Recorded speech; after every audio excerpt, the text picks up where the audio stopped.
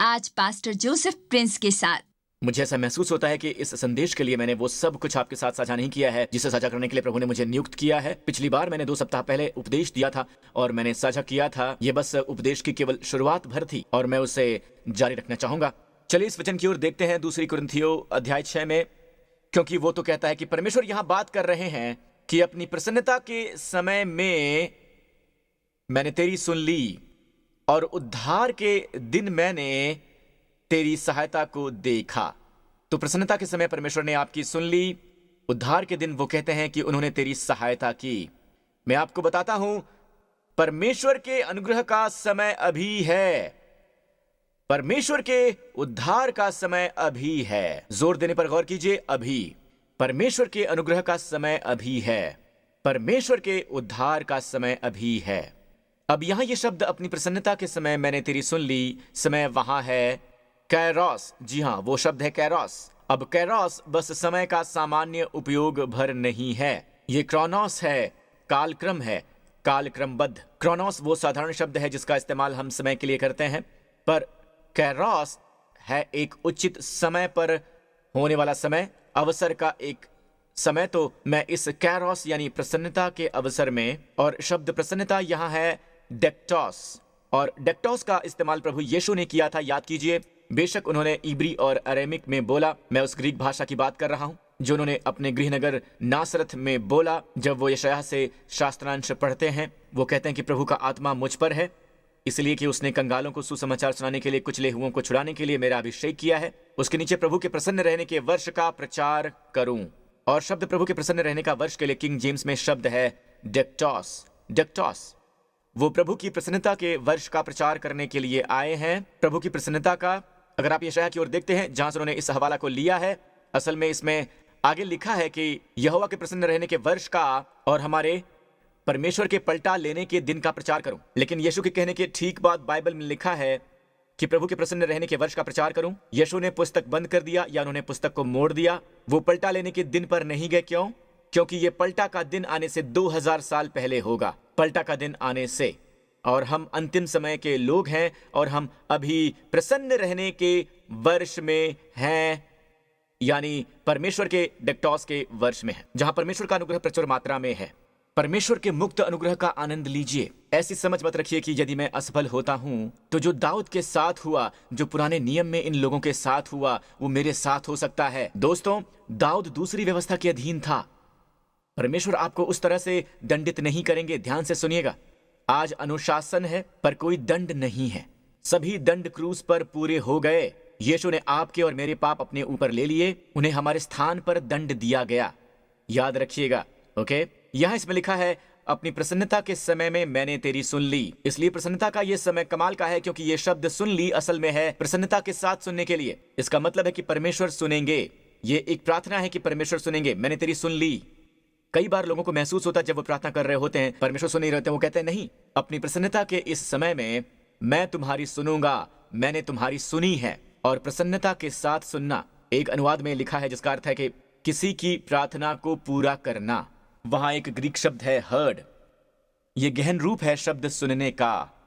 इसका अर्थ है आपकी प्रार्थना स्वीकार करना। आमीन। और फिर इसमें लिखा है, और उद्धार के दिन मैंने तेरी सहायता की।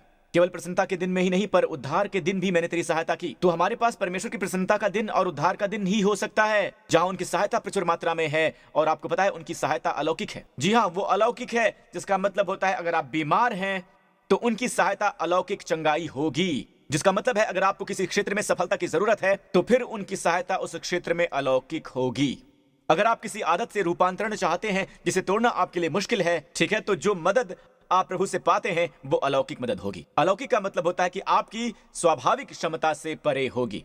जी हाँ, आमीन। और ये पाई जाती है उद्धार के दिन में।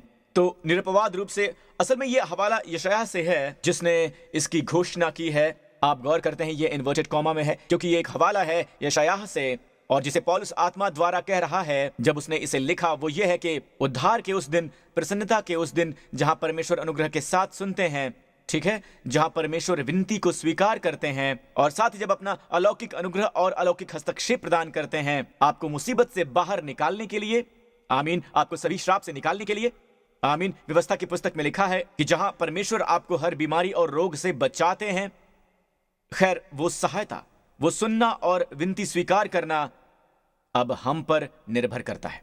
बाइबल में लिखा है अभी वो परमेश्वर की प्रसन्नता का समय है, अभी उद्धार का दिन है। अभी नून शब्द, नून ग्रीक में है अभी वो परमेश्वर की प्रसन्नता का समय है। जो मौसम हुआ करता था, जो एक कायरोस यानी मौसम हुआ करता था, वो अभी है। मैंने कहा अभी, ये अब हमारी अब वर्तमान वास्तविकता है। दोस्तों, आप अभी इस कैरोस के क्षण में हैं।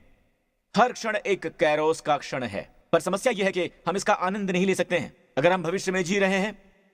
और भविष्य में जीने का कई बार मतलब होता है कि आप चिंतित हैं। क्या होगा यदि ये होता है? क्या होगा यदि ये कारगर नहीं हुआ तो? क्या होगा यदि मेरे शरीर में लक्षण बहुत ही भयावह हो गया तो? अगर ऐसा हो गया तो क्या होगा? ठीक है, पर सुनो मेरे दोस्त, अभी में जियो। आमीन। तो आपका मन हर तरह का खेल खेल रहा है, ये कहते हुए कि ये हो सकता है कि भविष्य में हो, ये वगैरह वगैरह। पर क्या अभी के जीवन का आनंद ले रहे हैं आप अपने अभी के जीवन का आनंद क्यों नहीं लेते हैं? आमीन। भविष्य में चाहे जो भी हो, मैं अभी अपनी जिंदगी का आनंद लूंगा, भले ही कुछ भयावह हो वगैरह वगैरह। परमेश्वर मुझे इससे बाहर निकालेंगे, वो मुझे इससे निकालेंगे, पर अभी मैं स्वस्थ हूं, मैं अभी सांस ले रहा हूं, मैं अभी जीवित हूं और मैं अभी में जीऊंगा। प्रभु की स्तुति हो। आमीन। तो अगर आप अभी में जीते हैं तो परमेश्वर कहते हैं कि उसकी प्रसन्नता के समय के लिए यह सच है, वो सब आपके अभी में होगा। असल में इसी तरह बाइबल हमें सिखाती है कि विश्वास अभी है। असल में विश्वास की परिभाषा पाई जाती है इब्रानियों 11 वचन 1 में। इसमें लिखा है कि अब विश्वास आशा की हुई वस्तुओं का निश्चय और अनदेखी वस्तुओं का प्रमाण है, जिसे ना महसूस किया जाता है ना छुआ जाता है, जिनका संबंध है 5 इंद्रियों से। खैर, ये वो बातें नहीं हैं, और राइट, ये देखी हुई वो बातें नहीं है। असल में लोग अब चिंतित और चिंता से भरे हुए हैं, जो वो देखते हैं, जो वो सोशल मीडिया में देखते हैं, जो वो खबरों में देखते हैं और दुनिया भर में, पर वो विश्वास से नहीं जी रहे हैं। अब विश्वास दिखावा नहीं है, ये मौजूद है। नहीं, विश्वास वास्तविकता है जो आपकी नजरों से परे है। आमीन। जैसे अभी हमारे चारों ओर रेडियो तरंगे हैं, बस इसलिए कि हम उन्हें देख नहीं सकते हैं, इसका मतलब नहीं कि वो वहां पर नहीं है। बस रेडियो तरंगे नहीं है, टीवी तरंगे और इंटरनेट और वायरस की तरंगे, पता है, हमारे चारों ओर सभी प्रकार के तरंगे हैं। ये सब सच में हैं। तो क्या हुआ अगर हम इन्हें देख नहीं सकते हैं? असल में यीशु ने हमें इसी तरह से प्रार्थना करना सिखाया। अंजीर के वृक्ष को श्राप देने के बाद ठीक दूसरे दिन उन्होंने अंजीर के पेड़ को जड़ से सूखा हुआ देखा, और पतरस को वो बात स्मरण आई और उसने प्रभु से कहा, हे रब्बी, देखिए अंजीर का पेड़ वो सूख गया है। क्या यीशु को बस बदले की भावना महसूस हो रही थी उस फलहीन वृक्ष के प्रति? नहीं, वो विश्वास की व्याख्या करने की कोशिश कर रहे थे। वो अपने शिष्यों को विश्वास सिखा रहे थे। फिर यीशु ने उत्तर दिया और कहा कि जो कोई इस पहाड़ से कहे कि तू उखड़ जा और समुद्र में जा पड़, और अपने मन में संदेह ना करे, वरन प्रतीति करे कि जो कहता हूं वो हो जाएगा, उसके लिए वही होगा। वो बातें नहीं जिन्हें वो देखते हैं, वो बातें जिन्हें वो कहते हैं, भले ही साक्ष्य के विपरीत हो, और जो आप अपने शरीर में महसूस करते हैं, आप पहले ही से बोलते हैं। ओके, और फिर वो कहते हैं कि जो वो कहता है वो हो जाएगा। ठीक है, और यीशु ने ये कहा, इसलिए मैं तुमसे कहता हूं कि जो कुछ तुम प्रार्थना करके मांगो तो प्रतीति कर लो कि तुम्हें मिल गया है और तुम्हारे लिए हो जाएगा। अब एक बार और गौर कीजिए, प्रार्थना का जवाब देने की ये कुंजी है। जो कुछ भी आप मांगते हैं, जब आप प्रार्थना करते हैं तो विश्वास कीजिए। पहले या बाद में विश्वास मत कीजिए। जब आप प्रार्थना करते हैं तब विश्वास कीजिए। क्या विश्वास कीजिए? विश्वास कीजिए कि वो आपको मिलेंगी। और विश्वास करना ग्रीक में है वर्तमान काल। इसी समय विश्वास कीजिए कि वो आपको मिल गई हैं। वो आपको मिल गई हैं। अभी विश्वास कीजिए कि वो आपको मिल गई हैं, तो वो आपको मिल जाएंगी, और वो आपको मिल जाएंगी, यह है भविष्यकाल। आपको मिल जाएंगी तो विश्वास कीजिए कि आपकी है, तो वो आपकी हो जाएगी। क्या आप समझ रहे हैं? विश्वास कीजिए कि ये आपकी है। जब भी आप प्रार्थना करें, जिसके लिए भी आप प्रार्थना कर रहे हैं, चाहिए प्रार्थना है चंगाई के लिए, बावजूद उस पीड़ा के जो आपको होती है, बावजूद उन लक्षणों के जिन्हें आप अपने शरीर में देख रहे हैं, परमेश्वर कहते हैं कि विश्वास कीजिए कि वो आपको मिल गई हैं। महसूस कीजिए कि वो आपको मिल गई हैं। वो कहते हैं विश्वास कीजिए कि वो आपको मिल गई हैं और वो आपको मिल जाएंगी। विश्वास कीजिए कि वो आपको मिल गई हैं और आपको भविष्य में वो मिल जाएंगी। विश्वास कीजिए कि वो आपको मिल गई हैं और वो आपको भविष्य में मिल जाएंगी। अभी विश्वास कीजिए कि वो आपको मिल गई हैं और वो आपको मिल जाएंगी। वो अभी आपको मिल जाएंगी। तो आपके पास होगी इस विश्वास पर आधारित है कि वो आपको मिल गई है। तो विश्वास कीजिए कि वो आपको मिल गई हैं। दरअसल वो है अनदेखे दायरे में। ये एक अदृश्य क्षेत्र है, आप इसे देख नहीं सकते हैं, और आप विश्वास करते हैं कि ये आपको मिल गई है और आपके पास होगी। यह है देखे गए क्षेत्र में कि ये प्रकट होगी। शायद इसमें एक दिन लग जाए, शायद इसमें एक हफ्ता लग जाए, शायद इसमें एक महीना लग जाए, पर ये प्रकट होगी। कई बार चंगाई के मामले में खासकर शायद ये 30 गुना ज्यादा प्रकट हो, शायद 60 गुना या फिर 100 गुना। पर हार मत मानिए, प्रभु की स्तुति कीजिए, विश्वास कीजिए। अगर लोग आपसे पूछें कि आप ठीक हैं, कहिए मैं ठीक हूं। भले ही आप बीमार हो, फिर भी आप कहें कि मैं ठीक हूं, मैं बिल्कुल ठीक हूं। प्रभु की स्तुति हो। उसके कोड़े खाने से हम चंगे हुए हैं, चंगे हुए हैं। भूतकाल मैं चंगा हो चुका हूं, ये पूरा किया गया काम है। अब यीशु ने कुछ दिलचस्प कहा जो मुझे बहुत दिनों तक परेशान करते रही, बहुत दिनों तक, जब तक इन्होंने मेरे सामने से नहीं ला दिया। और इस वचन का उल्लेख प्रभु ने कुछ शिक्षाओं में किया है, जैसे जब उन्होंने तोड़े का दृष्टांत सिखाया, वो इस वचन को सामने लाए, उन्होंने इस वचन को साझा किया। और तब जब उन्होंने बोने वाले और बीज के बारे में बात की, तब भी वो इस वचन को सामने लेकर आए। तो अगर हम बस उन छोटे छोटे रहस्यों को समझें जो हमारे लिए प्रभु के पास हैं, तो ये हमारे जीवन को बदल सकते हैं। इसने मेरे जीवन को बदल दिया है, इस वचन को ध्यान में रखते हुए, क्योंकि ये वचन एक रहस्य की तरह है। इस वचन की ओर देखिए, मत्ती 25। प्रभु ने कहा, क्योंकि जिस किसी के पास है उसे और दिया जाएगा और उसके पास बहुत हो जाएगा। यह हमें परेशान किया करता था, जिस किसी के पास है उसे और दिया जाएगा। अब और दिया जाएगा मुझे पसंद है, पर पास क्या है? जिस किसी के पास है क्या है, वो आपको नहीं बताते हैं कि आपके पास क्या है, पर वो कहते हैं कि जिस किसी के पास है उसे और दिया जाएगा और उसके पास बहुत हो जाएगा। परंतु जिसके पास नहीं है उसके पास से वो भी जो उसके पास है ले लिया जाएगा। अब मैं नहीं चाहता कि जो मेरे पास है उसे ले लिया जाए। तो प्रभु कह रहे हैं, परंतु जिसके पास नहीं है उससे वो भी जो उसके पास है ले लिया जाएगा। ये एक रहस्य की तरह है। और उन्होंने इसे बीज बोने वाले और बीज के दृष्टांत में भी साझा किया। पर आप यंग के शाब्दिक अनुवाद की ओर देखिए, इसमें लिखा है हर किसी के लिए जिनके पास है। और अगर आप ग्रीक की ओर देखें, ये वर्तमान काल में है।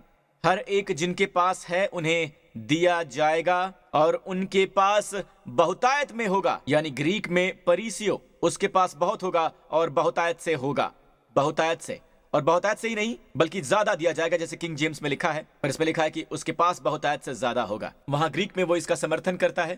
तो दूसरे शब्दों में, जिस किसी के पास है उसे दिया जाएगा और उसके पास बहुतायत में होगा। वो जिनके पास नहीं है, जो उनके पास है उससे भी उनसे ले लिया जाएगा। जी हाँ, उनसे ले लिया जाएगा। तो दूसरे शब्दों में, अगर आप कहते हैं कि ये मेरे पास है, तो परमेश्वर कह रहे हैं कि और ज्यादा बहुतायत तुम्हारे पास आएगी, आपके पास बहुतायत से ज्यादा होगा। आमीन।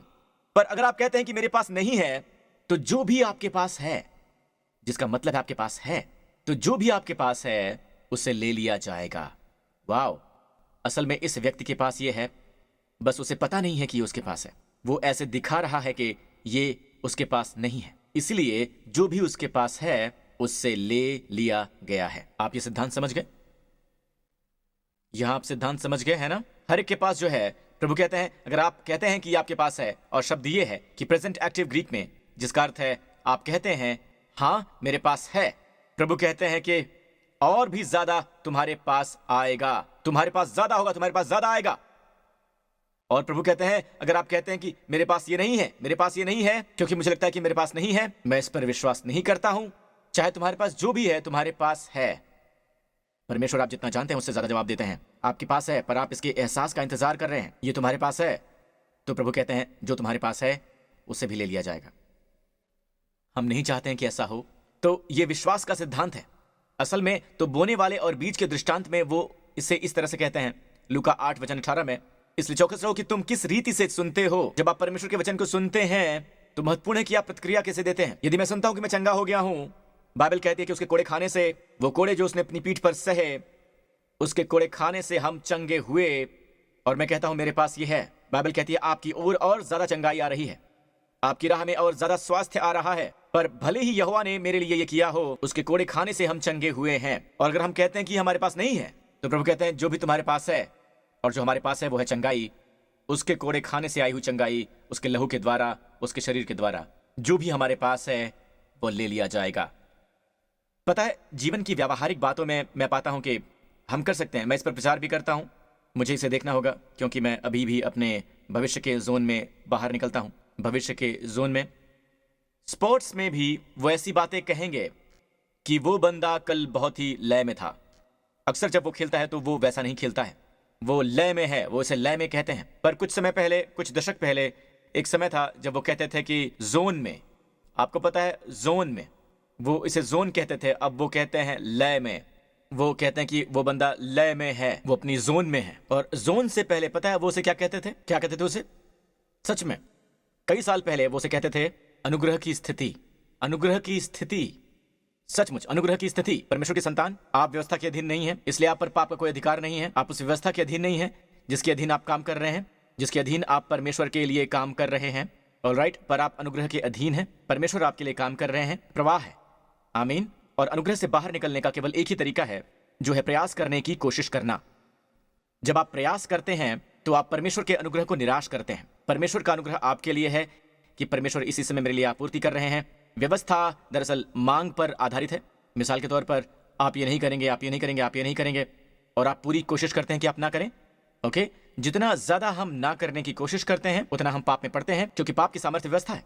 पर यहां अनुग्रह असल में है आपूर्ति करने वाला। ठीक है, आपूर्ति, परमेश्वर आपूर्ति कर रहे हैं। परमेश्वर मेरे जीवन में काम कर रहे हैं, वो इसी समय मेरे अंदर काम कर रहे हैं, इसी समय मेरे जरिए काम कर रहे हैं और मेरे लिए काम कर रहे हैं, और मैं इसमें सहभागी हूं।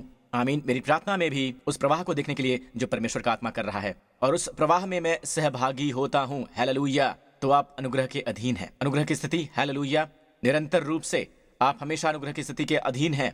जैसे कि स्पोर्ट्स में, मैं कह रहा हूं स्पोर्ट्स क्योंकि ये आपके जीवन के हर क्षेत्र में लागू होता है।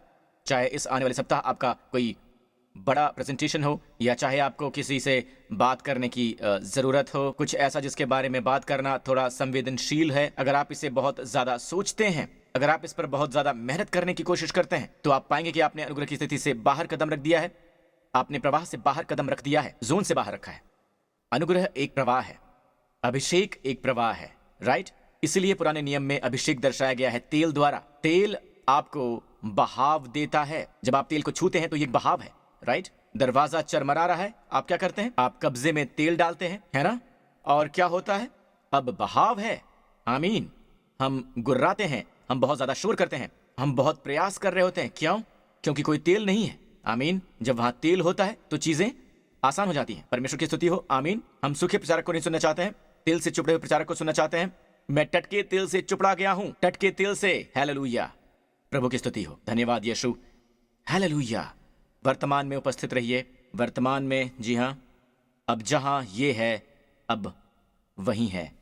अब इस वचन की ओर देखिए, फिर मैं इसे समाप्त करूंगा। मेरे ख्याल से आपको मुझे होमवर्क देना पसंद है। आमीन। और होमवर्क नहीं है, मेरे ख्याल से हमें इसे होम ग्रेस कहना चाहिए। हालेलुया, होम फ्लो। आमीन। होम ग्रेस, होम फ्लो। परमेश्वर की स्तुति हो। तो इस आने वाला सप्ताह इसे कीजिए। मत्ती 6:34। यीशु ने कहा कि सो कल के लिए चिंता मत करो, क्योंकि कल का दिन अपनी चिंता आप कर लेगा। आज के लिए आज ही का दुख बहुत है।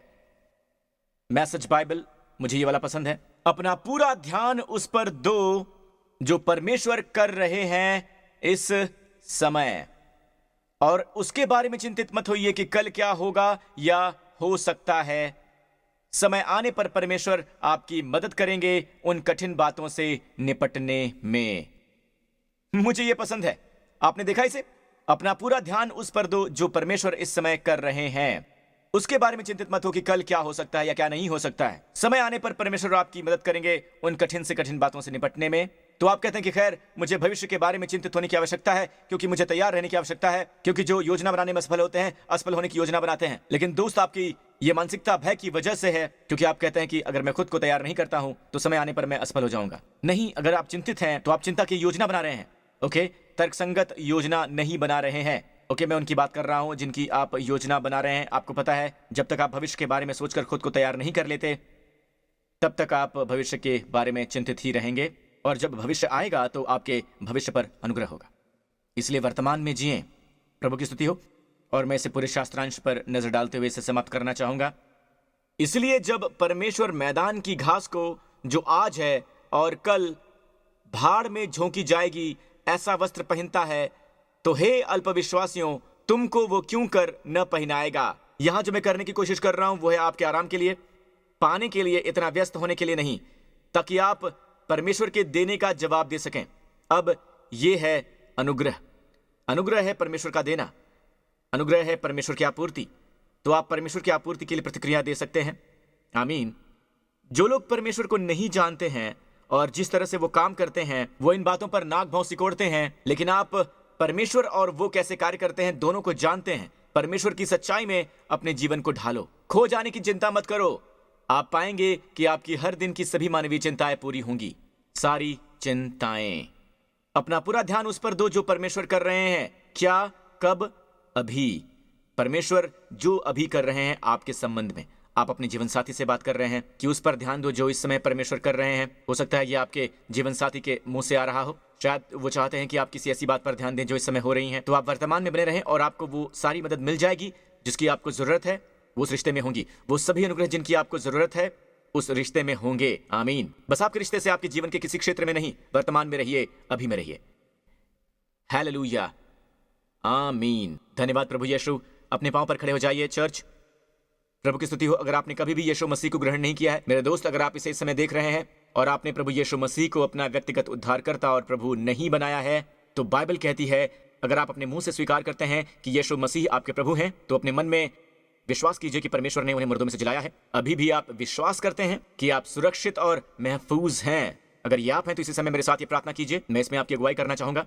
कहिए, हे स्वर्गीय पिता, आपका धन्यवाद, मसीह मेरे पापों के लिए मरे और मुर्दों में से जी उठे उनके बिना। धन्यवाद है पिता, यीशु मसीह मेरे उद्धारकर्ता हैं और मेरे प्रभु हैं।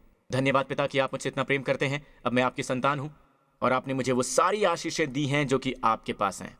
आपका धन्यवाद पिता परमेश्वर। इस आने वाले दिनों में मुझे प्रभु मसीह यीशु के बारे में ज्यादा से ज्यादा सिखाइए कि मैं उनके प्रेम में और गहराई से पड़ जाऊं। आमीन, यीशु के नाम पर। और सभी लोगों ने कहा आमीन।